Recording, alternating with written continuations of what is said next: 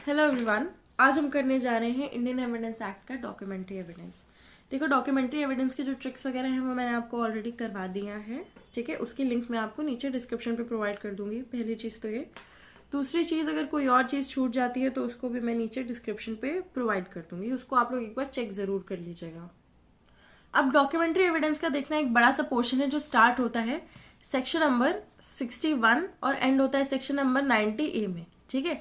But इसको हम 3 parts में करेंगे, ठीक है। पहला पार्ट क्या होगा, सेक्शन नंबर 61 से लेकर के कितना सेक्शन नंबर, वहीं पे जहां तक पब्लिक एंड प्राइवेट डॉक्यूमेंट्स जो है स्टार्ट होता है, ठीक है। ये पब्लिक एंड प्राइवेट डॉक्यूमेंट्स हमारा सेकंड टॉपिक होगा। थर्ड टॉपिक होगा presumptions as to document. Presumptions as to document कहां से स्टार्ट होगा, 79 से लेकर के एंड 90A, ठीक है। इतना हो जाएगा, आपको समझ में आ गया होगा। तो चलिए स्टार्ट करते हैं डॉक्यूमेंट्री एविडेंस के मीनिंग से, ठीक है। Meaning of documentary evidence. अब देखो, डॉक्यूमेंट्स का मतलब जो है वो सेक्शन 3 ऑलरेडी डिफाइन करता है। 2 तरह के डॉक्यूमेंट्री एविडेंसेस होते हैं, एक होता है प्राइमरी एविडेंस और सेकेंडरी एविडेंस। ये चीज समझ में आ गई। नेक्स्ट इसके बाद आता है proof of contents of documents. अब देखो, डॉक्यूमेंट हमें पता चल गई, अब उसी डॉक्यूमेंट के कंटेंट्स का प्रूफ कैसे करना है आपको। सेक्शन नंबर 61 सिंपली ये बताता है कि कंटेंट्स में be prove by primary evidence या फिर सेकेंडरी एविडेंस। प्राइमरी से प्रूव करो या सेकेंडरी से प्रूव करो, ठीक है। और सेक्शन 64 क्या करता है, lays down rule of best evidence rule, ठीक है।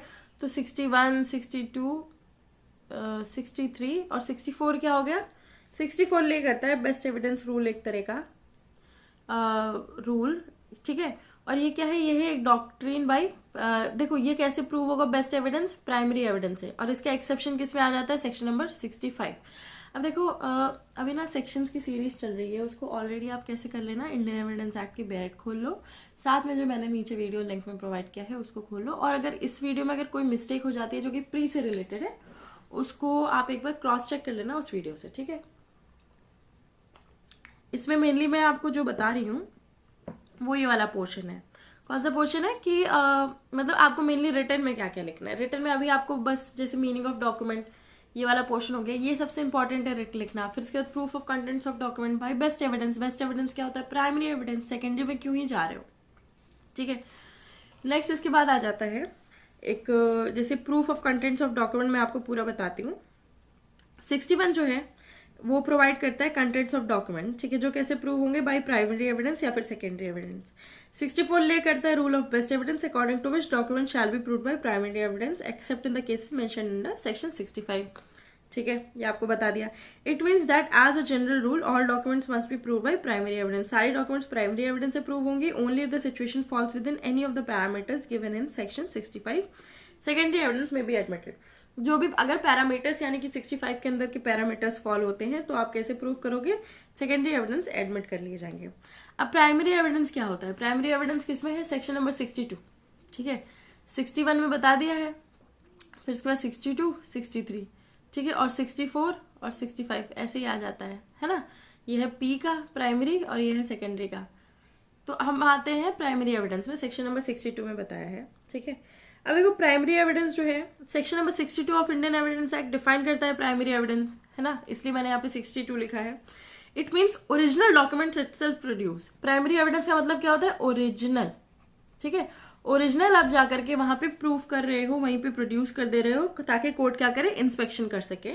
It is also called the best evidence which affords the greatest certainty of the fact in question, ठीक है। अब इसका एग्जाम्पल दे देती हूँ। A executes a sale deed. A sale deed execute करता है बी के फेवर में। B files a suit for possession of property. B बोलता है मुझे पोजीशन चाहिए on the basis of sale deed. A deny कर देता है to have executed sale deed और बी क्या कर देता है, प्रोड्यूस कर देता है, ये लिखो, the very sale deed before the court, ताकि कोर्ट क्या करे, इंस्पेक्ट करे। This is the primary evidence of the contents of the sale deed, ठीक है। ये क्या है, प्राइमरी एविडेंस है contents of the sale deed का। आपको समझ में आ गया होगा, है ना। अब आगे की बात होती है कि देखो, मान लो ये डॉक्यूमेंट है, हमें पता चल गया ये प्रूफ करनी है। अब उसी में आ जाता है documents in several parts, documents in counter parts. अरे ये वो वाली चीजें, अगर ये हो गया तो, अगर वो हो गया तो वाली जो चीजें नहीं होती, documents made by uniform process. ये तीनों चीजों के बारे में आपको अभी बताती हूँ। सबसे पहले आता है documents made in several parts. ये देखो, प्राइमरी एविडेंसेस के वो हैं अंडर जो आती हैं चीजें, ठीक है। प्राइमरी एविडेंसेस कहाँ मेंशन्ड है, 52 से 55 तक। तो सबसे पहले क्या आता है 62 से, सबसे पहले क्या आता है 62 में, एक्सप्लेनेशन 1 पार्ट 1 में, ठीक है। एक्सप्लेनेशन 1 पार्ट 1, एक्सप्लेनेशन 1 पार्ट 1 में आता है डॉक्यूमेंट्स इन सेवरल पार्ट। ठीक है, अब डॉक्यूमेंट्स इन सेवरल पार्ट क्या मतलब होता है? When it is written and executed by all the parties to the instrument as many times over and there are parties. ठीक है, अब देखो सेवरल पार्ट्स, बहुत सारे लोग हैं, उन्होंने सबने सेवरल पार्ट्स में बनाई है। ठीक है, ईच, अब इसके बाद क्या है? Each party retaining 1 copy of writing the sign. अब सबके पास क्या है? कॉपी 1, कॉपी 2, कॉपी 3, सबके पास कॉपी है ना? ये समझ में आ गया।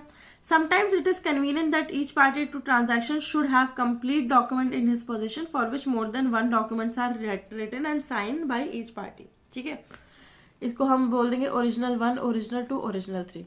अब पता चल गया कि ओरिजिनल सबके पास होनी चाहिए, इंपॉर्टेंट जितने पार्टनर्स हैं, तो इसलिए उसको कई पार्ट्स में एग्जीक्यूट किया जाता है। And all such documents are original and primary evidence है। समझ में आ गया? पर्पस समझो, 3 लोग हैं, तीनों को ओरिजिनल चाहिए भाई, तीनों बराबर है, कोई किसी से कम है क्या? नहीं, तो वो उससे कम क्यों लेगा? कॉपी क्यों लेगा? ओरिजिनल लेगा। समझ में आ गया? नेक्स्ट इसके बाद आता है डॉक्यूमेंट्स इन काउंटर पार्ट। ठीक है, डॉक्यूमेंट्स इन काउंटर पार्ट किसमें है? Explanation 1 part. ठीक है, ऊपर वाला पार्ट 1 था, दूसरे वाला पार्ट 2 है। अब ऊपर हो गया सेवरल पार्ट्स, नीचे हो गया काउंटर पार्ट्स।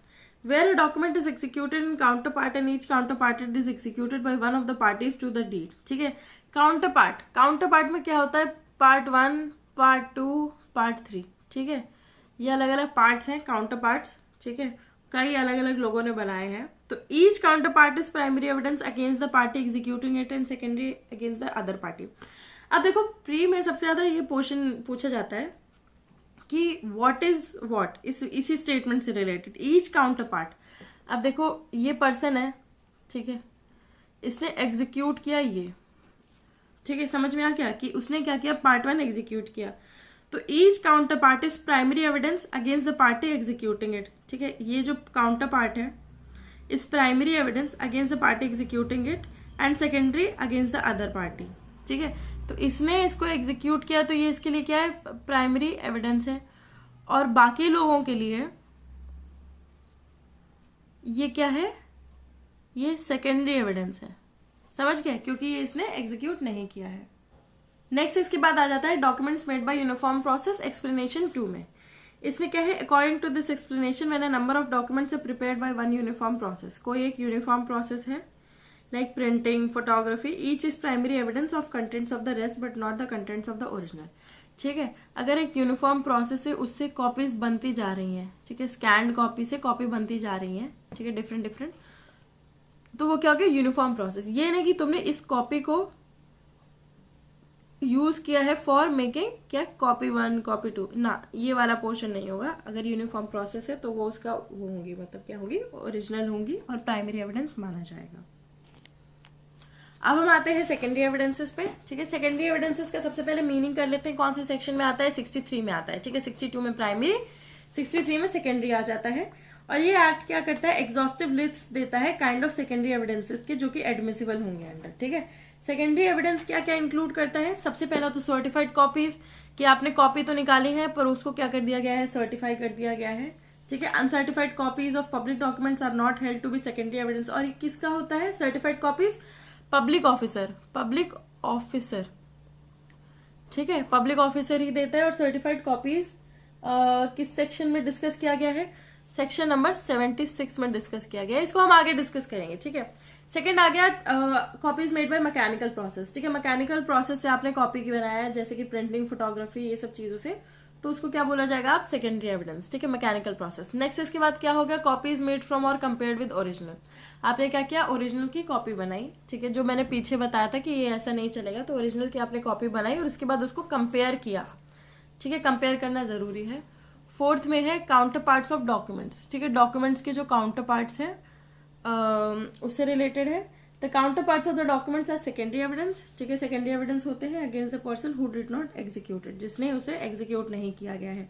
ये भी हम डिस्कस कर चुके हैं पहले कि अगर डॉक्यूमेंट काउंटर पार्ट्स में होगी तो, ठीक है, जिसने एग्जीक्यूट नहीं किया है उसके लिए वो काउंटर पार्ट्स में होगी। मैंने आपको एक्सप्लेन कर दिया था। और फिफ्थ वाला है oral accounts of contents of document. ठीक है, ओरल अकाउंट्स आप दे सकते हो कंटेंट्स ऑफ डॉक्यूमेंट। अब इसको मैं थोड़ा सा डिस्कस करती हूँ। अब इसमें क्या है कि या तो ओरिजिनल वाला या फिर सर्टिफाइड कॉपी कोई भी अवेलेबल नहीं होती है, तो it is enough if somebody who has read the document is produce to give evidence of the contents of the document. ठीक है, अब ये हमें समझ में आ गया। अब एक और चीज बता देती हूँ छोटी सी, ये जो ऊपर लिस्ट है ये पूरी नॉन एग्जॉस्टिव है।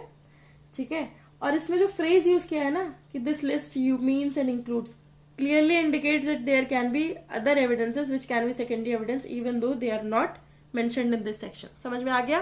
मैंने आपको इसमें कितनी चीजों के बारे में बताया? 5 चीजों के बारे में बताया। बाकी और चीजें भी हो सकती हैं, जरूरी नहीं है कि ये लिस्ट जो है एग्जॉस्टिव हो। ठीक है, इसके बाद है सेक्शन नंबर 64। 64 में लिख नहीं रही हूं क्योंकि वो किसके बारे में बताता है? Best evidence rule. ठीक है, 65 देखो, circumstances where secondary evidence is admissible. अब circumstances where primary evidences are admissible are all. अब 65 हमें करना जरूरी है क्योंकि कुछ एक्सेप्शनल केसेस के बारे में सेक्शन नंबर 65 बात करते हैं जहां पे सेकेंडरी एविडेंसेस जो होंगे लिए जाएंगे। ठीक है, सबसे पहला क्या है? Where original is in position of adverse party और person legally bound to produce. ठीक है, एडवर्स पार्टी ऑपोजिट पार्टी के पोजीशन में है और उनको क्या करना है? प्रोड्यूस करनी है। तो क्या होगा? आप सेकेंडरी दे दो। ठीक है, ओरिजिनल डॉक्यूमेंट सामने वाले के पास है, एडवर्स पार्टी के पास है, या फिर person not subject to court process, जिसको कोर्ट बोल नहीं सकता, या फिर person legally bound to produce it, उसके पास है, and such person does not produce it. ठीक है, एडवर्स पार्टी हो गया, लीगली बाउंड हो गया, या फिर थर्ड वाला क्या है? Outside court jurisdiction. ठीक है, कोर्ट के जुरिस्डिक्शन के बाहर है तो कोर्ट नहीं कुछ कर सकता, आप सेकेंडरी दे दो, है ना। अब इसमें क्या है? सेक्शन नंबर जो 66 है ये क्या करता है? प्रोवाइड करता है rules as to notice to produce the document. ठीक है, अब इसमें क्या है? कुछ नोटिस से रिलेटेड बात हो रही है, डॉक्यूमेंट प्रोड्यूस करने से रिलेटेड, नोटिस से related. It lays down that secondary evidence of the contents of the document referred in section 65 shell not be given unless the party proposing to give such secondary evidence has previously given notice to the party in whose possession or power the document है। देखो, तुम्हें क्या करना है? ठीक है, किसी और पार्टी से डॉक्यूमेंट लेनी है। ठीक है, आप प्रपोज कर रहे हो कि आपको सेकेंडरी एविडेंस, कि जज साहब हम सेकेंडरी एविडेंस दे दें, ये जो पेपर है ये एडवर्स पार्टी के हाथ में है। तो एडवर्स पार्टी को आप नोटिस दोगे ना, तभी तो उसको पता चलेगा कि एडवर्स पार्टी को देना है कुछ। आप फालतू में एडवर्स पार्टी को बदनाम नहीं कर सकते हो। समझ में आ गया नोटिस का मतलब? अब सेक्शन नंबर 66 में ये डिस्कस किया है नोटिस कब जरूरी नहीं है। ठीक है, नोटिस तब जरूरी नहीं है where the document to be produce is itself a notice, document ही खुद में नोटिस है। नेक्स्ट क्या है? When from the nature of the case the party knew that he will be required to produce it. Party को पता है, ठीक है, पता, देखो इटसेल्फ प्रोड्यूस करना ये भी नोटिस होता है, पता है ये भी नोटिस होता है। When its position is obtained by force of fraud. ठीक है, पोजीशन अगर उसकी फोर्स ऑफ फ्रॉड से ली गई है तो भी पता है कि अपना तो नहीं है, इसको प्रोड्यूस तो करना ही है। When adverse party has the original in court. ठीक है, ओरिजिनल कोर्ट में है तो हम क्यों लेके जाएंगे जब वहां पे ऑलरेडी है। नेक्स्ट क्या है? When adverse party has admitted the loss of original. ठीक है, कि उन्होंने बोल दिया यार हमसे खो गई है sir, sorry. When the person is out of reach of और not subject to process of the court. ठीक है, रीच से बाहर है तो फिर क्या कर सकता है? कोई कुछ नहीं कर सकता है, इसलिए इसमें इन जगह नोटिस रिक्वायर्ड नहीं है। नेक्स्ट इसके बाद क्या है? वेयर एग्जिस्टेंस और contents of original is admitted, कि ओरिजिनल का ही सब कुछ जो है एडमिट कर लिया गया है। जब एडमिट कर लिया गया है तो उसका कोई मतलब है कि सेकेंडरी एविडेंस इज अलाउड, जहाँ पे एग्जिस्टेंस, कंडीशन, कंटेंट्स ओरिजिनल वगैरह के जो है एडमिट कर लिए गए हैं बाय द पर्सन अगेंस्ट हुम इट इज प्रूव्ड। कौन एडमिट करेगा? अगेंस्ट हुम इट्स प्रूव्ड। ठीक है, अगेंस्ट उसके जिसके प्रूव किया जाएगा। नेक्स्ट इसके बाद है ओरिजिनल डिस्ट्रॉयड। ओरिजिनल डिस्ट्रॉय हो चुकी है या फिर लॉस्ट हो चुका है तो कोई मतलब ही नहीं है ना। जब ओरिजिनल डिस्ट्रॉय लॉस्ट हो चुका है तो सिंपल सी बात है, आप सेकेंडरी दोगे। या फिर नेक्स्ट है original not easily movable. Original चीज है, आप इजीली मूवेबल नहीं कर सकते। तो इंग्रेव्ड है कोई चीज किसी ऐसे पत्थर पे तो आप उसकी फोटो खींच के ले आओ ना, सिंपल बात है। नेक्स्ट इसके बाद है पब्लिक डॉक्यूमेंट। अरे पब्लिक डॉक्यूमेंट है, उसकी सर्टिफाइड कॉपी लगा दो, बात खत्म, है ना। पब्लिक डॉक्यूमेंट किस चीज में डिस्कस हुआ है? सेक्शन नंबर 74 में डिस्कस हुआ है। ठीक है, क्या डिस्कस हुआ है?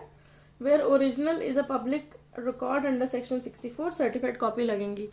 नेक्स्ट इसके बाद क्या है? सर्टिफाइड कॉपी के बारे में डिस्कस हुआ है। ठीक है, कि where original is a document of which a certified copy is permitted, की सर्टिफाइड कॉपी परमिटेड है तो सर्टिफाइड कॉपी ले जाओ ना, ओरिजिनल ले जाने की क्या जरूरत है। नेक्स्ट है original consisting of numerous account. अब ओरिजिनल है, उसके इतने न्यूमरस अकाउंट्स है तो आप ले जाओ, सेकेंडरी ले जाओ यार। जब देखो सिंपल सी एक बात याद रखनी है, इम्पॉसिबिलिटी और hardship leads to turning of ways, ठीक है, और डाइवर्टिंग फ्रॉम द ओरिजिनल वे।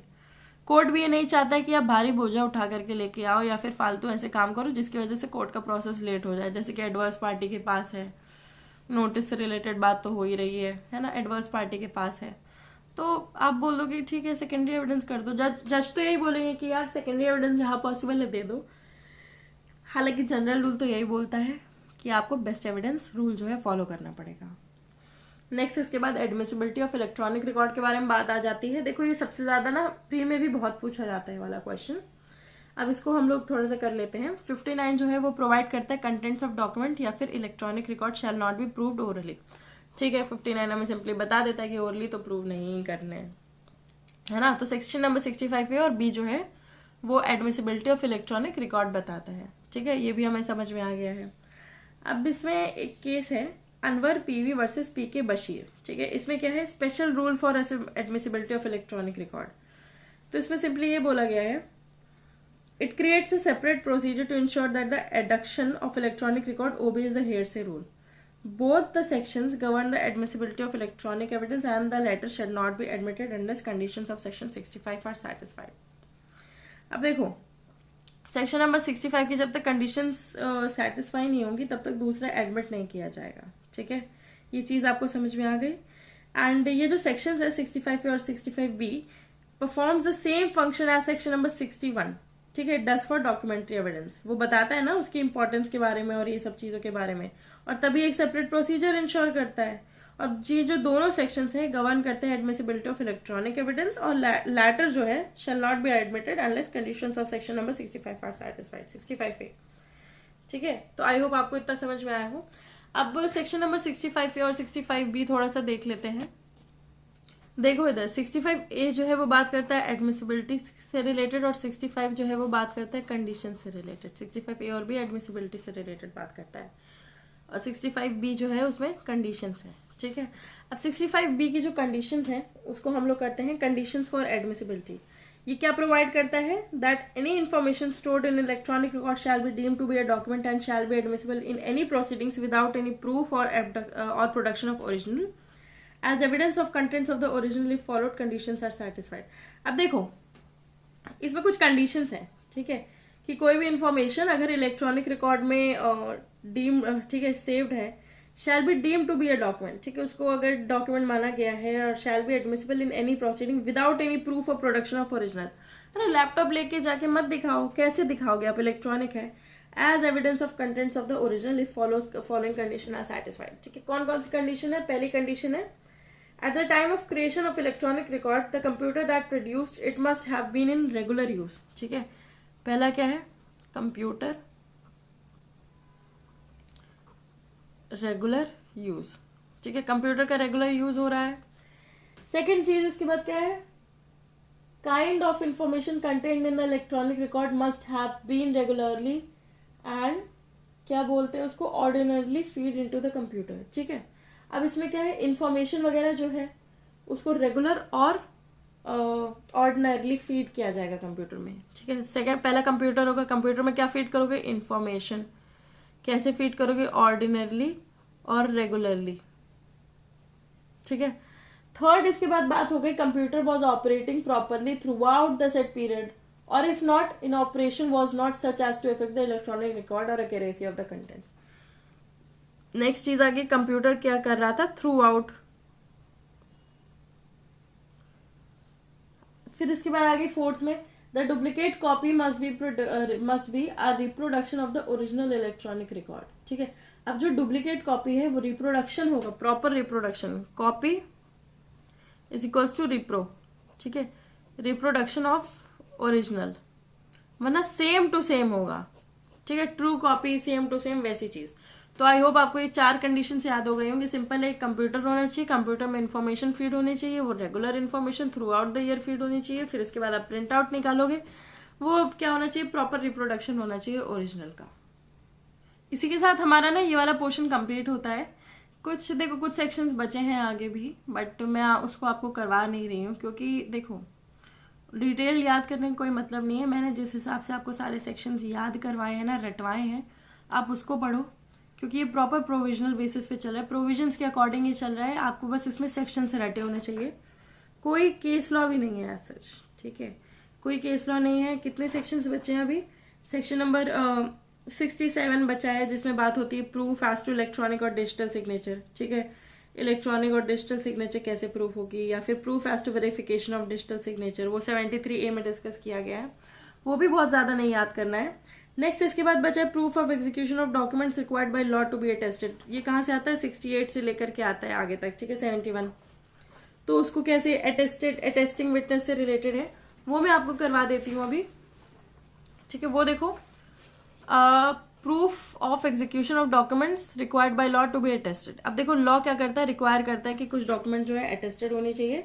तो अटेस्टेशन से पहले आपको अटेस्टिंग विटनेस का मतलब पता होना चाहिए। सबसे पहले आता है सेक्शन नंबर 68, जो कि बात करता है when a document required by law to be attested, ठीक है।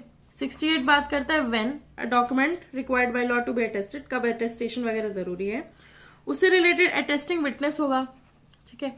अटेस्टिंग विटनेस सबसे पहले आता है, ठीक है। अब अटेस्टिंग विटनेस क्या होता है? Who has seen the executant sign or has received from the executants an acknowledgement that the executants have signed the deed, ठीक है। एक्नॉलेजिंग विटनेस क्या है? आंख है, ठीक है। तो वो क्या करे? अटेस्टेशन करे। नेक्स्ट इसके बाद क्या है? अब देखो ये तो हमें पता चल गया कि further the attesting witness must sign the deed, उसको साइन करनी होगी, and there is no requirement that attesting witness should know the contents of the document. उसे बस देखना है। कई बार होता है आप चलते फिरते देखते जाते हो, पर आपको बहुत चीजें एग्जैक्टली याद नहीं होती, बस वही चीज है, ठीक है। केयरलेसली चलना, इतना याद रखना। अब इसके बाद हम बात करते हैं exceptions when attesting witness may not be called. सबसे पहला क्या है? रजिस्टर्ड डॉक्यूमेंट है। 68 के अकॉर्डिंग डॉक्यूमेंट रजिस्टर्ड है तो no need to call a witness unless will is denied. जब तक विल डिनाई नहीं की जाएगी तब तक आप विटनेस को मत कॉल करो। नेक्स्ट इसके बाद अगर नो विटनेस फाउंड, विटनेस ही नहीं मिल रहा है, तो प्रूविंग हैंडराइटिंग प्रूव कर दो। इसकी मैंने सीरीज आपको बहुत अच्छे से करवाई है, ठीक है, देख लेना आप। नेक्स्ट इसके बाद क्या है? एडमिशन बाय पार्टी, ठीक है। इसमें क्या है? एडमिशन बाय पार्टी, पार्टी खुद ही एडमिशन कर ले तो वो क्या है? एक सफिशिएंट प्रूफ है। तो ये 3 चीजें आ गई, ठीक है। अब इसमें क्या है? Accept in above mention cases at least 1 attesting witness. कितना विटनेस चाहिए? 1 अटेस्टिंग विटनेस चाहिए, जो कि नेसेसरी है ना। 1 अटेस्टिंग विटनेस मैंने आपको बताया नेसेसरी है। तो ये कौन से सेक्शन से आता है? 68, 69, 70, 71, ठीक है। 4 सेक्शन है, देख लेना आप। 68 में अटेस्टिंग विटनेस के बारे में बताया गया है, दूसरे में है रजिस्टर्ड, इसमें है नो, और इसके बाद थर्ड में क्या है? एडमिशन, ठीक है। RXA या फिर RNO-A, ठीक है। इसमें नहीं चाहिए और इसमें एडमिशन हो जाता है, ठीक है। तो आई होप इतना आपको समझ में आया हो। अगर कोई इशू रह जाता है तो प्लीज आप मुझे कमेंट करके बताइए। अगर एनर्जी में कोई इशू लग रहा है तो वो भी आप बताइए। तब तक के लिए चलते हैं। Please do like, share, comment and please do subscribe. I know ये वीडियो ऑलरेडी काफी लंबा हो चुका है। Thank you.